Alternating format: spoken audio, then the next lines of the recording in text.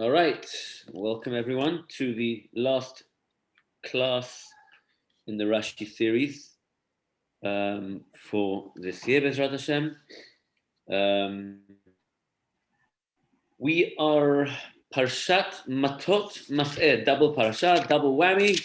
We've also got Rosh Chodesh this week, Rosh Chodesh Av, which incidentally is actually mentioned in this week's parasha. And not very often that we have the Rosh Chodesh, which falls on Shabbat, and the end of Parshat Mas'eh, we actually talk about the death of Aharon HaKohen, who passes away.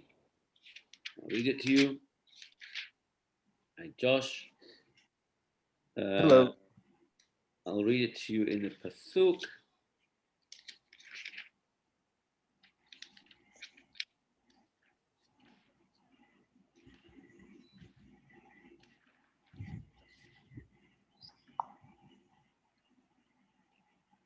Okay, I don't want to waste time.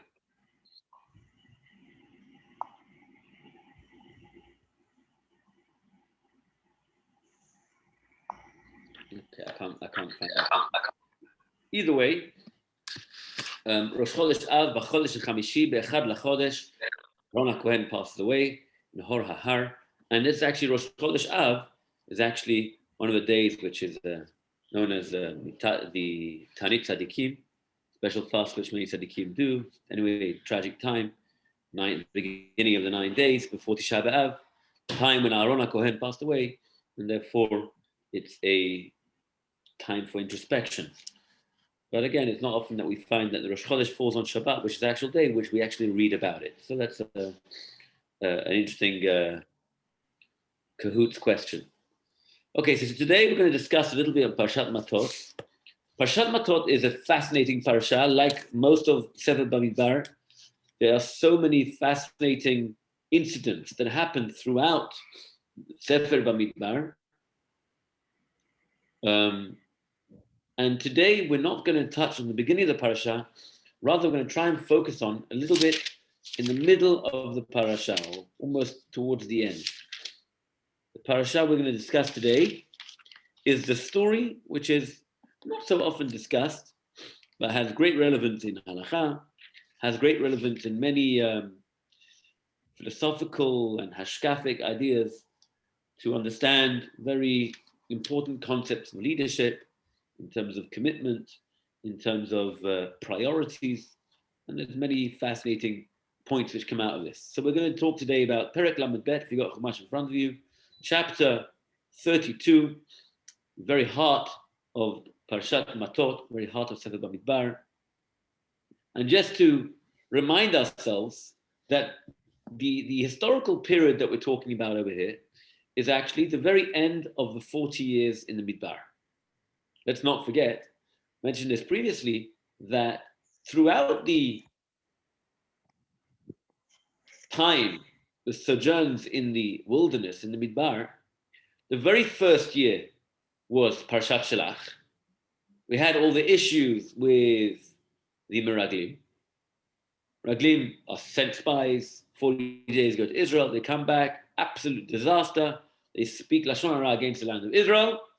And that night, Vayifku ha'am b'layla ha'hu, and that night is essentially the catalyst for all future disasters in Klal Yisrael. And that night actually was Tisha B'Av, which will, please God, be turned to a time of Sason u'simcha. Please God, speedily in our days, and we merit the coming of Mashiach Tzidkenu with the building of the third Bet Mikdash and the return of our loved ones, B'tchiat Amitim Yumera B'Amen. So that really is the beginning of a chapter. Now, what happens as a result of the Egel? Oh, not the Egel, sorry, the Meraglim of the spies? A terrible thing happens. The entire generation, 20 to 60, gets wiped out. Over the next 40 years, that generation is not going to enter the land of Israel other than two people, Caleb and Yehoshua, Yeshua who led the people in place of Moshe. And essentially, the entire generation is literally eradicated, literally wiped out. And now we are, if we want to kind of get our bearings, we're now fast forwarding 40 years, and we're now the generation who are the survivors, the children of the previous generation, who are now going to enter the land, albeit without Moshe Rabbeinu. Without Moshe Rabbeinu as the leader, rather with Yehoshua, he's taking over. Miriam had died, Aaron had died, both as a result of Aaron, as a result of the memory vow, hitting the rock. That was 2 weeks ago. And now Moshe Rabbeinu is going to, over Sefer Devarim, give his final address over a 40-day period. He's going to pretty much recap what happens over the 40 years, give them a lot of musar, give them a lot of, deeper insight on what they did, what they were thinking, what they were aware of, and more importantly, what they were not aware of. It's very important that when we go through Sefer Devarim, to kind of cross-reference the rest of the Torah, especially Sefer Bamidbar, you'll find very often we mention in Parashat Shalach the whole difference between the words tarim versus meraglim. In the Sefer, in Parashat Shalach, we don't mention the word meraglim at all, yet we refer to the meraglim as meraglim, seemingly a very major difference we spoke about a couple of weeks ago, versus when Moshe Rabbeinu later in Sefer Devarim by Shlishi over there, he calls them by Yeraglu Otai, calls them meraglim. So there's many distinctions, and the rest of the story is often found in the way it's retold by Moshe Rabbeinu to the generation before they enter the land. And it's pretty much a powerful reminder of, guys, this is what we've been through. There was Korach, there was one episode after another, the Slav and the Man and the Mitonanim, and all these stories which happened, and there was lesson to be taken from that before they enter the land of Israel. What happened to the 38 lost years? Well, guess what? In Sefer Bamidbar, we hardly find anything about those 38 years. We know all about the beginning. We said, according to Ramban, then Korach happened immediately after Shalach, after the spies, when Moshe Rabbeinu's leadership was now in question, or perhaps Moshe Rabbeinu was now not so popular, seeing that the entire generation was going to be wiped out. As a result, Moshe Rabbeinu now has this guy called Korach, who is trying to undermine his leadership, Aaron's leadership, and really try to get the masses against him. Obviously, he ultimately doesn't succeed and gets swallowed up in the earth, a unique creation. But that is pretty much at the beginning, the first year of the 40 years. 38 years we had nothing about anything. And then finally, we have, Balak, all that story, last week's parasha with Midian, this week's parasha at the beginning, Pinchas, 2 weeks ago, Balak, Pinchas, where he kind of stopped the plague. And then this week's parasha, Parashat Matot, the beginning of the parasha talks about how Nekom Nikmat Midianim, where there was a special commandment to actually take revenge on Midian for what they did. It wasn't just a regular type of war. This was something very, very extreme what happened to bring in the concept of immorality into the into the Jewish people. And then later on the parasha is what we're going to discuss today. So we're going to begin Perek Lamed Bet, chapter 32, Pasuk Aleph. Shishi, when it's one parasha, Shlishi, when it's two parashiyot, like this week, together. The reason why it's always together, because we always read Sefer Devarim, Parshat Devarim, before Tisha B'Av. It's got the word Echa inside it. Interesting connection for another time. Okay, so Perek Lamed Bet.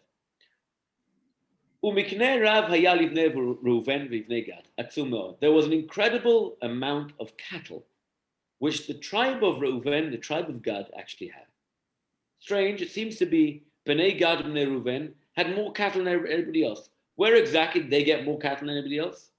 I mean, if it was just about getting cattle from the wars of Midian and the wars of anything else, it seems to be a little bit interesting that they had more cattle than everybody else. It's just an interesting point. The Amafarshim explain that these two tribes had more of a sizable flock than the rest of the people is because they had a greater military ability than the other tribes, and therefore they were able to kind of get in there and take out the cattle. So either way, they had this large flock. Those that just joined, it's Perek Lamed Bet, chapter 32. Vayiru et Eretz Yazer, and they see the land of Yazer, ve'et Eretz Gilad, the land of Gilad, v'inei hamakom makom mikneh. And behold, the place was a place for livestock. There's plush, green, grass, great for grazing. This is the place. They come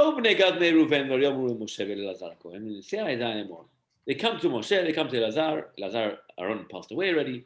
Elazar taken over, he was a Kohen now.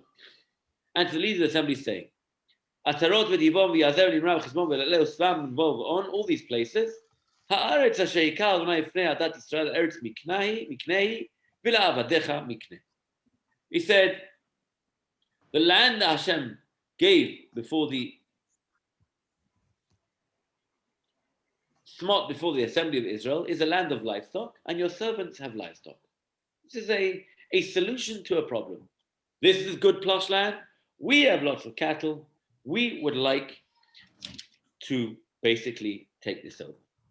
This was the land that had been conquered, Rashi points out, Atrat v'Divon, Me'eret Sichon v'Og. This land was the land which they had just conquered from Sichon and Og. They just asked to pass through his land. He said, no way. He comes out to kill them. They took him over. They conquered the land. And now this land is laying fallow. And they want to capitalize on this opportunity before they go into Israel. Vayomru, pasuk hey, im matzanu chen be'enecha, we find favor in your eyes. Yutan et haaretz hazot la'avadecha la'achuzah. Let this land be given to your servants as a heritage. Al tavirenu et hayarden. Do not bring us across the Yarden, the Jordan. So again, geographically, we're talking about, first of all, timing. Historically, they are the end of the 40 years. They're about to enter the land of Israel after they were promised 40 years ago they're going to go into Israel. Their parents messed up and they all died. This is the next generation. They're standing about to go in to cross the Jordan. Moshe Rabbeinu is going to die. Yeshua is going to take them in. And suddenly, Bnei Reuven and Bnei Gad have this incredible business proposition. Instead of us going to the land of Israel, you know what? We'll stay behind. Why should we do that? Well, there's a reason for that. The land of Israel not necessarily is a land flowing of milk and honey, Eretz Avat Chalav Udvash. But if you ask me, is it a plush land?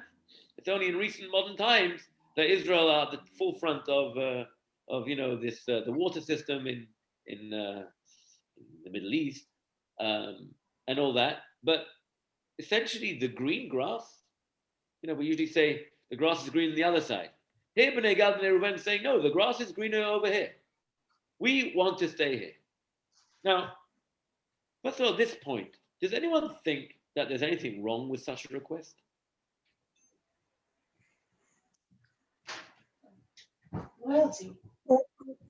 They haven't begun the conquest of the land. I mean, is it within the borders of what was promised? I mean, was that part given?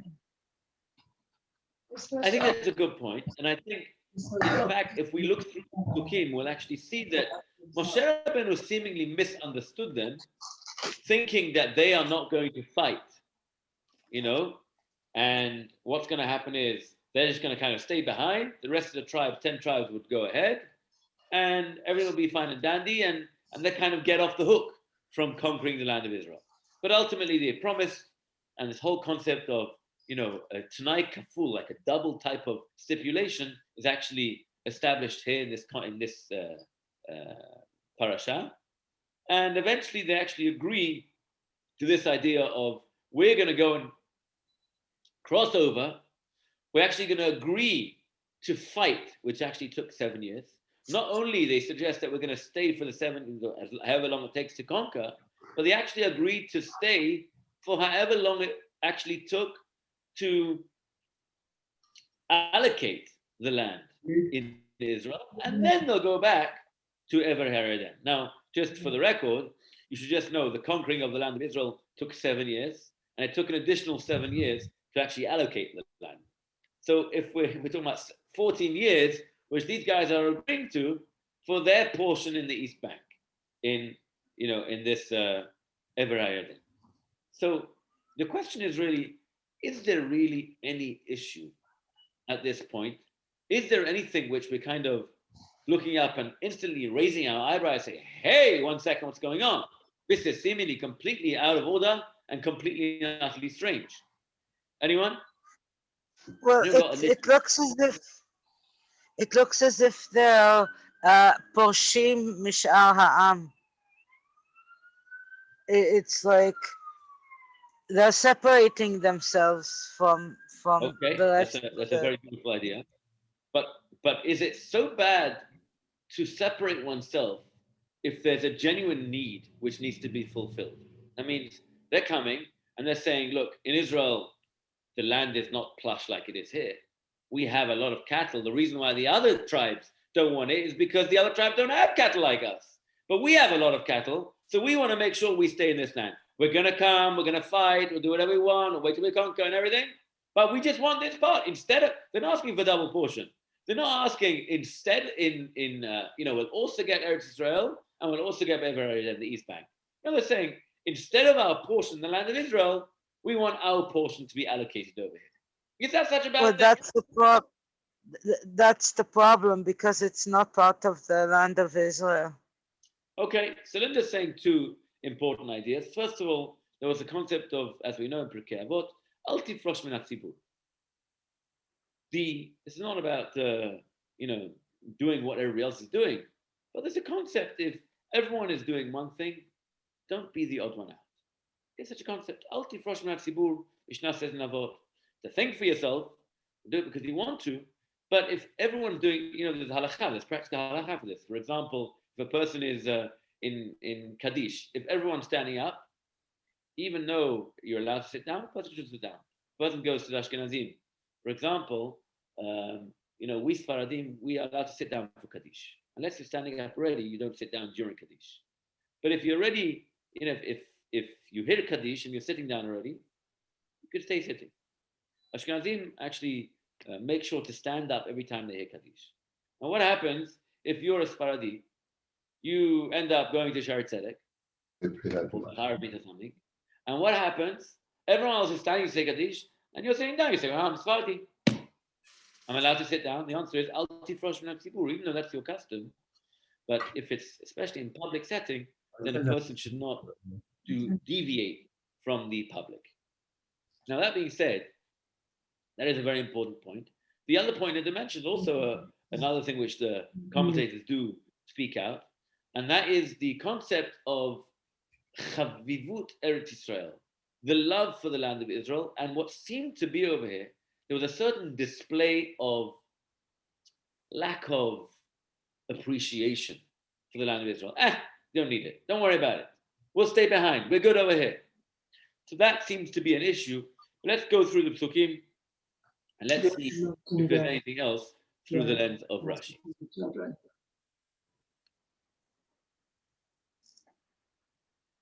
going to remind everyone to mute if possible. Okay. So the pasuk continues. Now, what comes next is a scathing rebuke of Moshe Rabbeinu to Bnei Gad and Reuven. Bnei Gad and Reuven seemingly asked as an innocent request, instead of getting our piece over there, we want to get over here. Says Moshe Rabbeinu, Vayomer Moshe, pasuk 6, pasuk Vav, Vayomer Moshe livnei Gad livnei Reuven.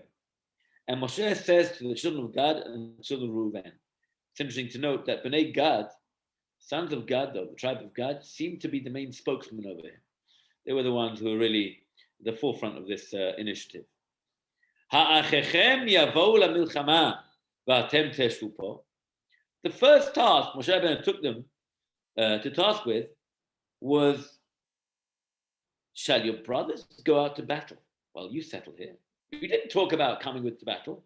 The first thing Moshe Rabbeinu said, what's going on? Everyone else is going to go to the land of Israel, going to sweat their brows to be able to make sure we settle properly, conquer the land, the 7 most, difficult nations in the world, and you're going to sit behind, all nice and fair and dandy, while your brothers are suffering?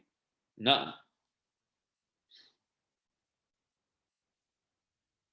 Rashi says, Ha'achechem, pasuk vav, lashon tmiyahu. It's like a form of question, like, seriously? This is what you're planning to do?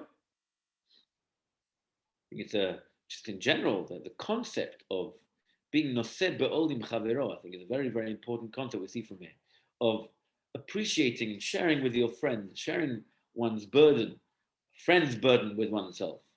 They say the Chafetz Chaim during the First World War didn't sleep in a bed. Why? He said, my brethren are in the army, fighting in the, fighting the war, and I should sleep comfortably in a bed. Just an appreciation for somebody else's suffering. You should appreciate that. Someone's lonely, pick up the phone, give them a call. It's a very, very important thing that first of all, Moshe Rabbeinu jumps up and says, 1 second. First of all, just make sure we get this right. You are prepared to sit back and do nothing while your brethren are fighting? Not all. Number 1. Second, next pasuk, Zayin. And this is where kind of Moshe Rabbeinu goes on a bit of a rant over here almost. It's like seemingly, Moshe Rabbeinu goes all out. V'lama tniun et lev bnei Yisrael me'avor el haaretz asher natan lahem Adonai. And Moses says to the Jewish people, to the sons of Bnei Gad and Reuven, why do you dissuade the hearts of children of Israel from crossing to the land that Hashem had given them? He said, you know the last people who did this? The last people who did this were your parents. This is what your fathers did when I sent them from Kadesh Barnea to see the land with the Meraglim. They were the ones that set off to see the land of Israel, to check it out. And what happens? They come back. And they said, oh, this is a terrible land. This is a land which is going to be Eretz Ochelet Yoshmeha. This is a place which the people get eaten up. There's giants over there. This is the fortified cities. We're never going to be able to cope.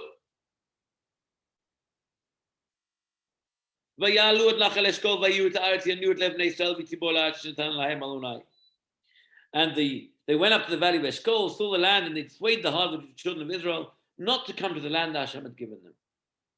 And the wrath of God burnt on that day. And he swore, saying, if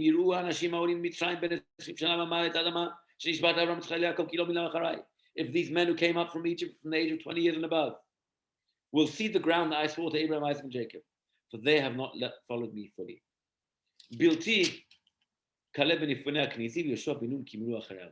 Except for Caleb and Yoshua ben Nun, for they followed Hashem fully.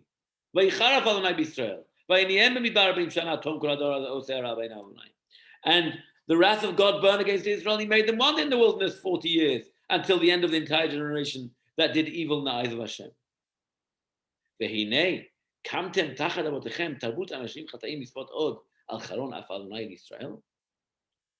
And behold, you have risen up in place of your fathers, a society of sinful people, to add more to the burning wrath of God against Israel.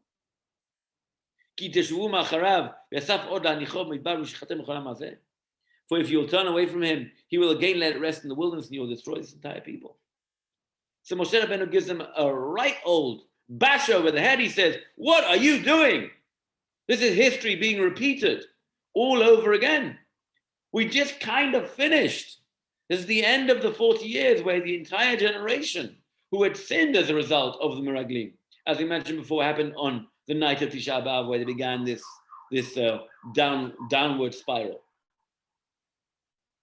And now you're just repeating the same mistakes, and you're going to kind of, bring up a national kind of low morale. You're going to take down the morale of the Jewish people and say, you know what's too much? We don't want to go there. We want to stay here.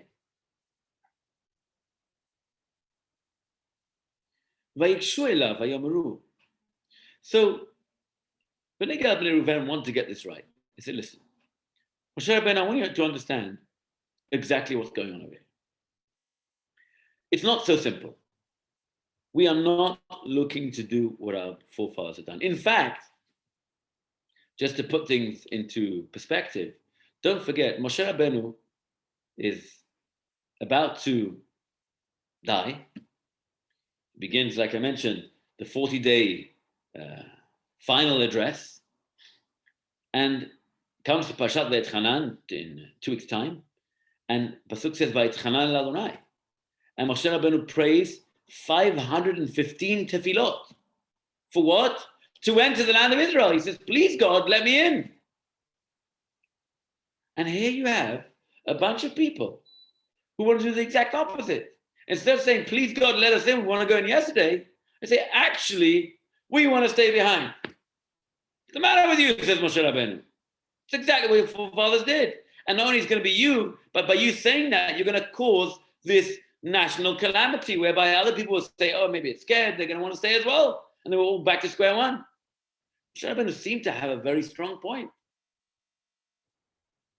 But the truth is, Bnei Gad and Reuven had the exact opposite intention. Because really all they wanted was a piece of land over here for practical purposes. Did they love the land? Of course they loved the land.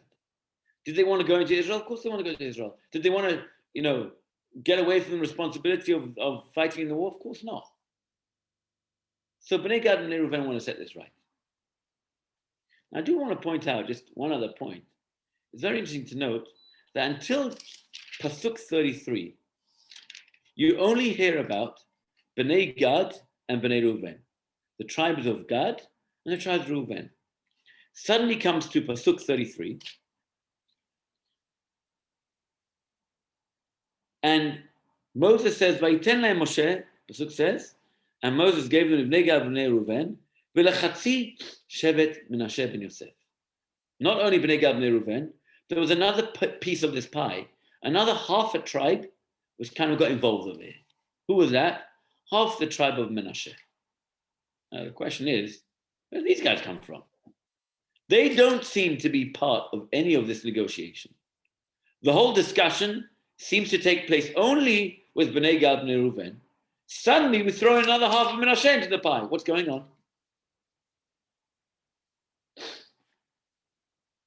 So there's really much discussion about exactly where does Chatzi Shevet Menashe come into this. There are many different explanations.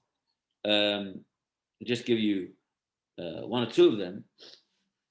One of them was that, this is from the Degel Machane Ephraim. He says as follows. He says, the truth is, Moshe Rabbeinu was worried that the Jewish people who actually end up being in the other side, in the Ever area then, this side, not in Israel, they're going to end up losing the connection with the rest of the Jewish people. Person can't live in a vacuum. Person can't live in isolation, whereby he's disconnected to his community. And as a result, Moshe Rabbeinu wanted to guarantee there was going to be other people who would keep them connected. So what did he do? He asked for volunteers, and half of Shevet Menashe decided they're going to volunteer, but only half. That way, family keep family. So half will stay across in Eretz Israel. The other half will go with them. That way, every time they're going to Israel, there's backwards and forwards, there's business dealings between them, there's telegrams and phone calls between the brothers and sisters, and a reminder, hey, we're part of a larger group. Don't forget, we're part of a larger community. We're not isolated, we're part of something together, something much bigger. That's one beautiful explanation. Another explanation is, Moshe Rabbeinu was worried that those that settled in the east would have no Jewish community which were on a high spiritual level. And what's going to happen? They're going to be disconnected to the spirituality of the world of Eretz Israel. And then they're going to slowly go apart. So what did he do? He took Shevet Menashe, who were known to be very great Torah scholars, and he put a part of them to be amongst them. That way, they always had the Torah scholars to be able to teach them, to be able to be with them, to be able to guide them, and that way they would always feel that connection that they're living amongst others who have, keep them on track with the spirituality and the godliness which is necessary.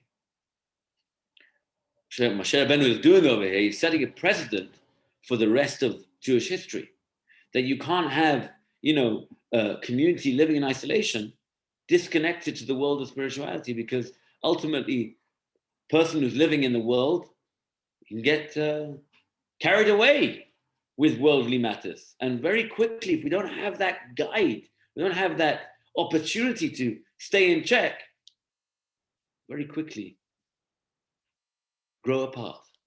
And therefore, that was always important amongst all places.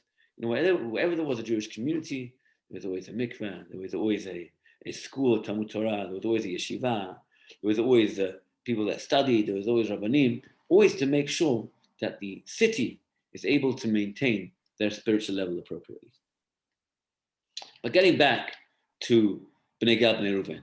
Yes, Dan.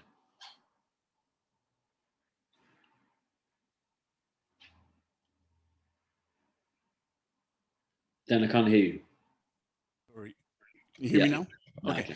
I'm saying, isn't the fact that the tribe of Levi could not own any land, and as a people, as a tribe, if you will, they were more dispersed among the nation. And in fact, of the 6 sanctuary cities, 3 were going to be on the other side of the Jordan. So weren't the cities, so the point about the community of God and Ruvain and Menashe to be separated really isn't the point. I mean, they also just finished defeating Og and Bashem. So it's not as if they're not aware of what battling is going to be. I don't know about showing any fear of or concern of what the land of Israel is going to be like. So what the point I'm getting at is that I don't know how Moshe could think that they were going to lose their spirituality when in fact the Levim were going to be part of them as well. And the cities of sanctuary are going to be in there as well. So they're going to maintain that, if you will, that connectivity. How is the Levim going to be part of them? Because in fact, the Levim are dispersed basically throughout the nations. They don't own any land. They weren't going to be given in the land of Israel, right? Right. That was in the parasha. Okay, so in other words, they're going to be part of them anyways. I mean, why would there be 3 cities of sanctuary in the land that Reuven and Gad wanted, if that wasn't the case, that they're going to have that continuity and that connectivity, existing with the other tribes? My point is that I don't know how Moshe could think or push the idea that these people are segregating themselves out. They're going to lose their spirituality. They're going to lose their Judaism. I don't see it. So I could argue that only happened afterwards, and once they established that, Moshe Rabbeinu wanted to have this double trouble and make sure we completely covered. So you have those citizens of refuge there as well, But ultimately, that wasn't part of the divine plan, or I suppose it wasn't part of the original plan. And okay, right? Okay, so, could argue that, but I think the idea of not having enough is not so much a question. A person can have a little bit, and when it comes to matters of spirituality, where the world is so enticing. And so easily a person can be pulled, and the famous chinuch. Chinuch says that a person is naturally pulled after his surroundings. That's how people work. People always get pulled based on the things around them. If this is what the culture around us does, then that's what's usually the common practice amongst the people. And eventually, even you can live, even a isolated life, but eventually there are elements of society which always seep in. And that's why it's so important to live amongst have a strong spiritual base, because if not, it's just very easy to go out there. It's not to say that we're not supposed to be living in this world with 2 feet on the ground. Yeah, we're supposed to very much be living in this world, especially I don't really want to go up the street, but there's the Sephardic approach of the Rishonim, of the Rambam, especially the Rambam, which people were not so happy with. Rabbi Hirsch, for example, wrote 13 letters. In his second to last letter, in his 12th letter, he writes a very, very sharp comeback on the Rambam for mixing so much worldliness together with Torah. That means the Sephardic approach, if you look at the Rishonim, it's very interesting, and it's very different to the Ashkenazic approach. Not to say one's right or wrong, just interesting to note that this was a world approach. If you look at the Rishonim, the early medieval commentators, the Rambam, the Ramban, the Rashba, all these great, incredible, early commentators lived about 1,000 years ago. They were all very involved in worldly matters. Rambam was famously a doctor. Not many people know the Ramban was also a doctor. Nachmanides was also a doctor. The Ibn Ezra, the Seforno, all these great people were all great paitanim, for example. They were all great musicians. They were all great poets, all Nobel laureates, right? I don't know if they have those things in those days, but these people were very, very involved. Poetry back in the day was the thing. And the Sephardic culture was very much involved in worldly matters, whereby, the Rambam studied philosophy. The Rambam writes in Chod Kiddush Chodesh that if you don't study astronomy, you can't understand the laws of Kiddush HaChodesh, how the moon works and, all that sort of stuff. So the Rambam very much kind of brought all that together, so much so he finally wrote a book called Moreh Nevuchim, The Guide to the Perplexed, where he kind of tries to reconcile the world together with Torah mitzvah. That was the Rambam's view. That was the Rambam. And he got over the head from it from lots of people, most famously the Vilna Gaon. The Vilna Gaon was the one that said that the Rambam writes certain things about witchcraft and magic. And he writes over there in Shulchan Aruch, he said, the Rambam made a mistake because he read too much philosophy. So can you imagine how great you have to be able to write that about the Rambam? But either way, you find this concept of worldliness where people can live in this world, but live a life of Torah and bring everything to enhance and beautify and make the Torah even greater. Amongst the Ashkenazi world, where they lived often in ghettos and where they lived often in pogroms and all that sort of stuff, constantly on the go, the Sephardim had a golden age, of 1,000 years in Spain. So the Ashkenazic approach was to live insulated. Everything can come from the Torah. Famously, the Chazon Ish used to point out to people where to operate in brain surgery. In the story, once somebody came to the doctor and showed him the point of operation, and the doctor said, "Who is this great doctor? I want to meet him." He says, "He's the old rabbi in Bamidbar, the old Chazon Ish." And he never studied secular studies. Where did you get it from? The Torah. Everything, we have everything. But it's just different worldviews. But you need to have that thing. We've got to come to one thing. And I want to bring out one point, really, in this class, which I think is really a vital point, which comes out from Rashi.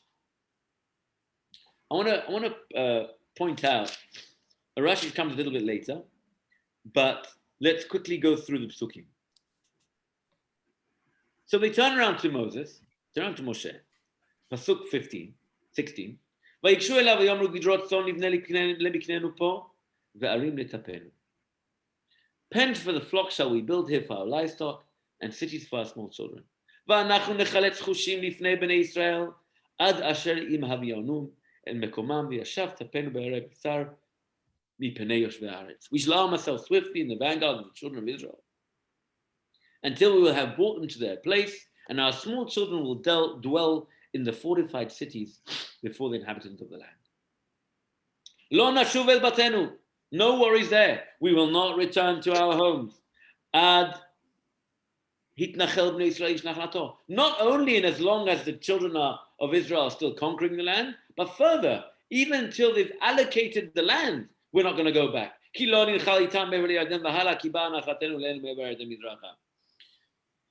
For we shall not inherit with them across the Jordan beyond, for our inheritance has come to us from the east back of the Jordan. So we're not going to take double portion. This is all we're taking. We're taking this part, but we're only going to take it right at the end, after we do our bit. ויאמר עליהם משה, אם תעשו את הדבר הזה, תחלצו לפני עלינו מלחמה. עבר לכם כל חלוץ את הירדן לפני אדוני, עד הורישות אוהביו מפניו, then you will get what you want. Said Moshe, if you do this thing, if you arm yourselves before Hashem for the battle, and every armed man amongst you shall cross the Jordan before Hashem, until he drives out his enemies before him, and the land shall be conquered. Note that Moshe Rabbeinu makes a distinction. He doesn't say, till you allocate it, till you conquer, then you can return and you get what you need. Moshe Rabbeinu makes a double stipulation. That's pretty much what happens. And then we mentioned, he adds in, throws in this piece of Bnei Gad of Bnei Menashe. Essentially, that's what happens years later. But Rashi over here, this is a very important Rashi. Moshe Rabbeinu gives them also a bit of a hidden rebuke over here. And he wants to highlight a misconception which the Bnei Gad and Bnei Reuven have. And it's a very subtle diuk, a very subtle wording, which Moshe Rabbeinu kind of instantly jumps on. Now have a look at Rashi, Pasuk Tet Zayin, Pasuk 16. The wording the Bnei Gad Bnei Reuven used is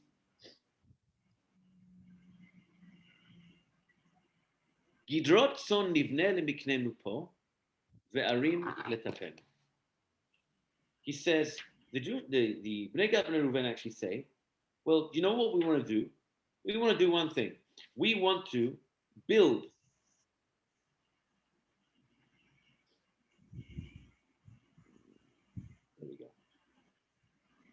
enclosures for the flock, we shall build here for our livestock, and cities for our children. Says Rashi,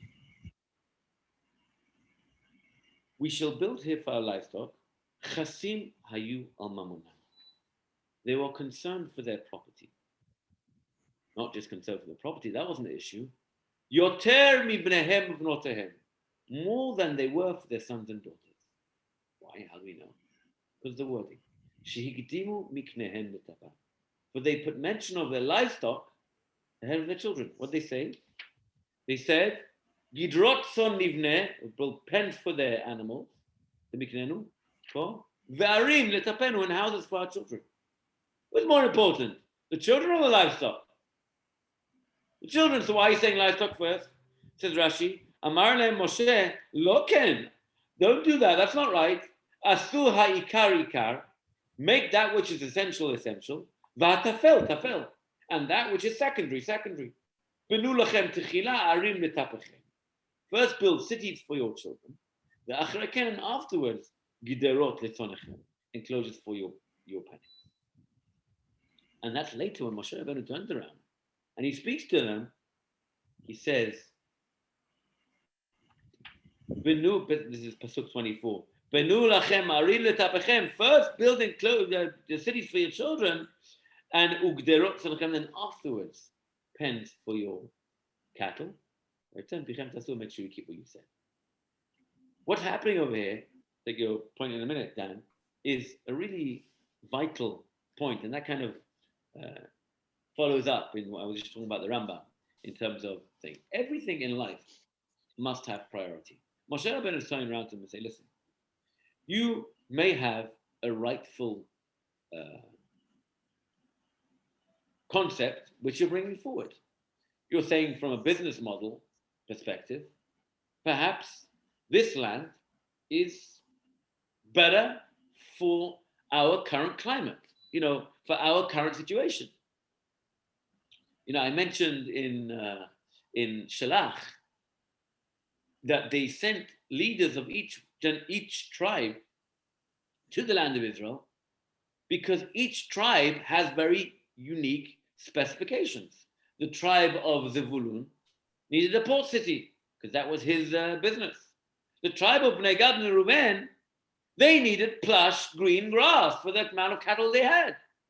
Was it a bad thing? Yes, the Mefarshim do point out, the commentators point out, like Linda mentioned before, there was issues maybe with perhaps the approach they came. There was issues that perhaps they weren't coming across as showing the love for the land of Israel once God had promised them that it was going to be so good.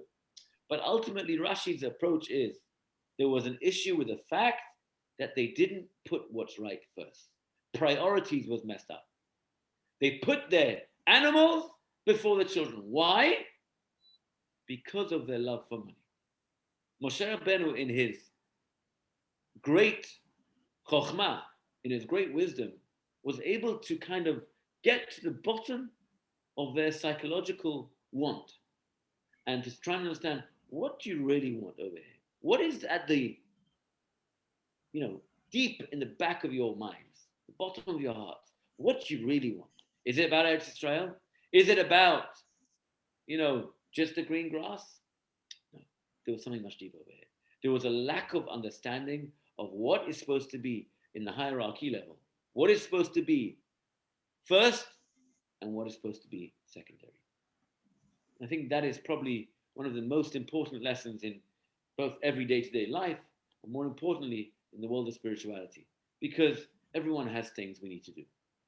And part of healthy functioning in life is to be able to prioritize when you have multiple things to do, to know how to prioritize in a healthy way.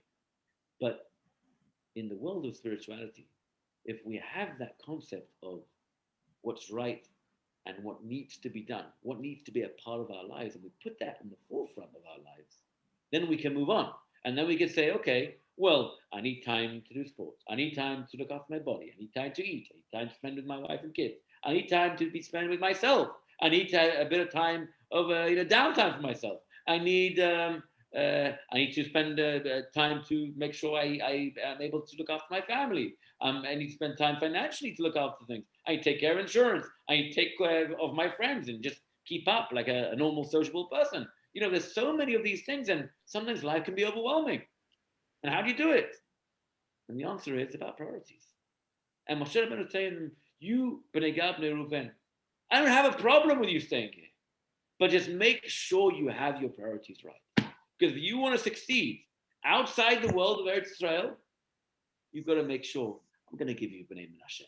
Because Bnei Menashe are going to be able to teach you that they weren't the ones that are coming over here and offering up these fancy business ideas.